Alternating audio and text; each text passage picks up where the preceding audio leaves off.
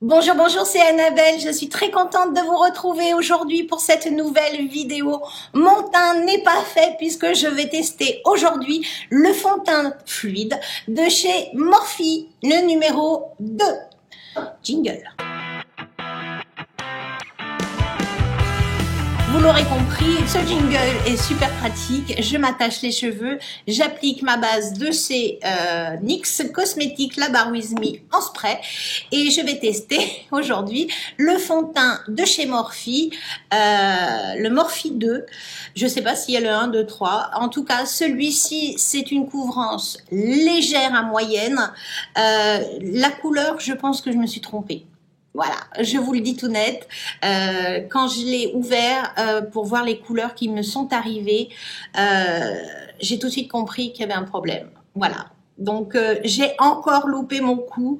Mais c'est pas grave. Côté bibliothèque, je le ferai à l'éponge. Côté chaise, eh ben, je le ferai au pinceau. C'est parti, mon kiki. C'est un fond de teint, donc, super fluide avec une petite pipette distributrice. Donc, il faut vraiment faire très attention de ne jamais laisser de produits à l'intérieur. Couvrance légère, j'aime. Couvrance lumineuse, j'aime beaucoup également. C'est très fluide et c'est très orange. Voilà, je vous le dis. Je pense que je vais ressortir carotte. En tout cas, j'en ai beaucoup trop mis. Je vais en mettre un peu dans mon cou quand même. Voilà. Le reste, heureusement que j'ai ma petite serviette. Je m'essuie la main pour pouvoir continuer sereinement. Donc, côté éponge, côté bibliothèque, c'est parti, mon kiki. Oh, j'adore cette éponge. Je ne l'ai pas encore renouvelée. Enfin, j'en ai racheté une déjà, mais je la trouve extraordinaire. Elle est super bien.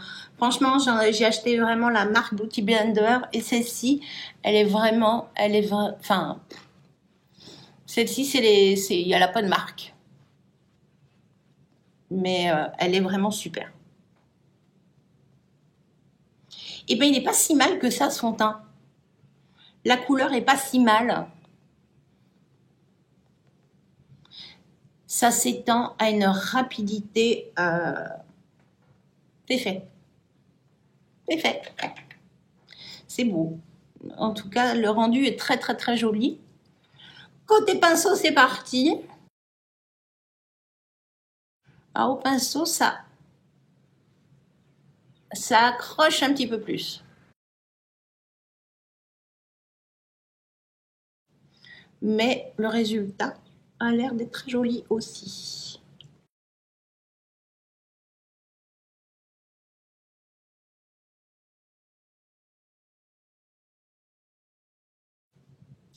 Je reprends mon éponge pour faire le milieu de mes deux yeux parce que je vais porter mes lunettes et c'est toujours là que j'ai des petits problèmes.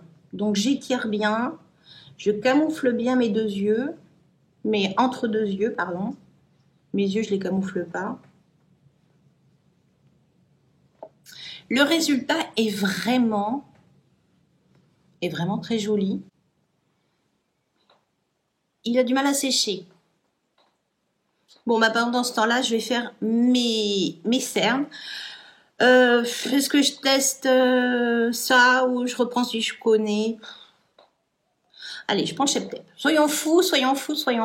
On verra bien ce que ça donne. Voilà, mon anti-cerne est appliqué. Mon fond de teint a eu le temps de sécher. Je trouve vraiment cet anti-cerne très sympa. Mon teint est toujours super lumineux. Je vais le poudrer aujourd'hui avec ma poudre de chez Fenty Beauty, la Pro Filtre. Parce que bah, ma Shape Tape, je l'ai fini. Voilà. Voilà, j'ai vraiment poudré ma zone T et après j'ai un tout petit peu étiré.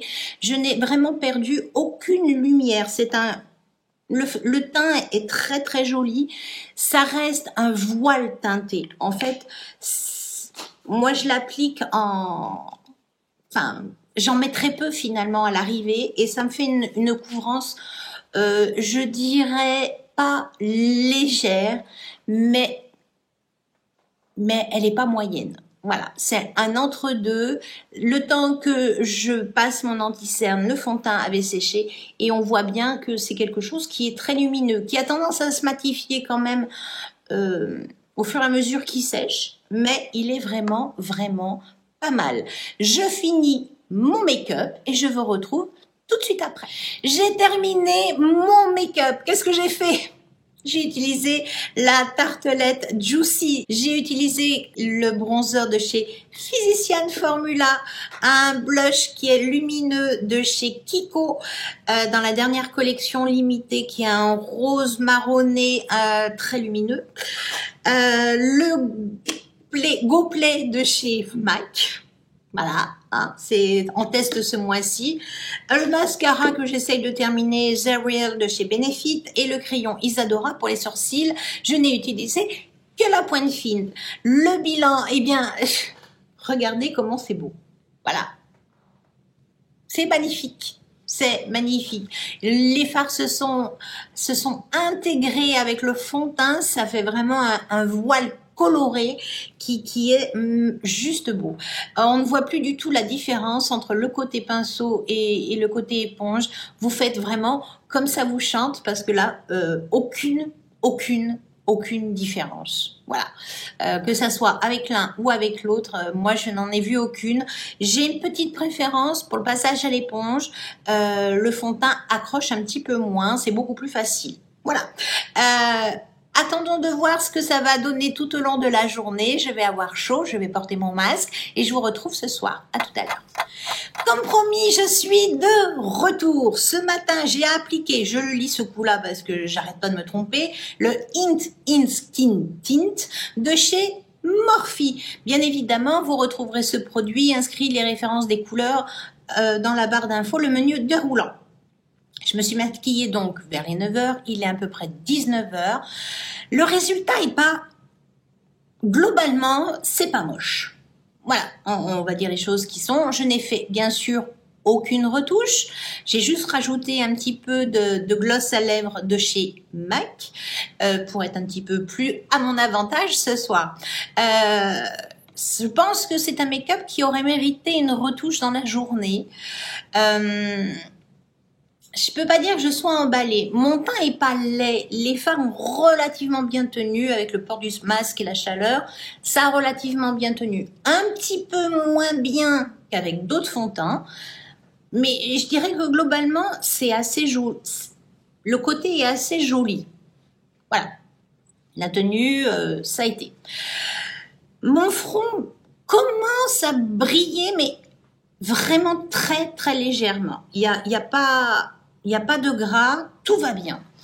Là, j'ai la marque des lunettes. C'est la deuxième fois que ça arrive vraiment. D'habitude, c'est plus sur ma ride, mais là, maintenant, c'est pas juste sur ma ride du milieu, c'est vraiment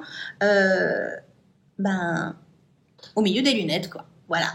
Mon nez est assez joli. Le rosé ne ressort pas. Les matières sont bien en place. Par contre, vers les ailes du nez, vers le dessous, là, on voit quelques rougeurs réapparaître. Mais vraiment réapparaître. Là, sur les côtés du nez, en fait, la matière n'est pas restée. Voilà. Là et là. Que ça soit côté pinceau ou côté éponge, Kikif Bourrico, c'est pareil. Mon fond, pas mon fond de teint, comment on appelle ça? Le menton. Le menton commence à devenir rosé, même si lui ne brille pas non plus énormément. Il commence à briller un peu, mais les matières, en fait, commencent à s'effacer beaucoup plus que sur le reste du visage. Je dirais que c'est entre les ailes du nez et là, ça commence à devenir un petit peu critique.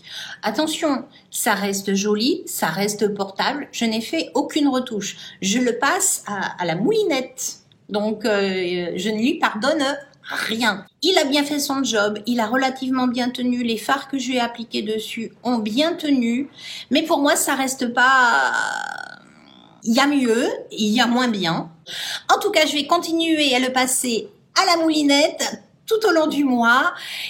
Et je reviendrai vers vous pour mes top et flop de fin de mois. Je vous dirai réellement ce qui ressort de ce fond de teint. J'espère en tout cas que cette vidéo vous aura plu. Si c'est le cas, n'oubliez pas un petit pouce bleu, ça fait plus que plaisir. Si ça n'est pas déjà fait ou si vous venez d'arriver sur la chaîne, n'attendez pas, abonnez-vous, activez la petite cloche. C'est une vidéo tous les mercredis et tous les samedis. Ciao!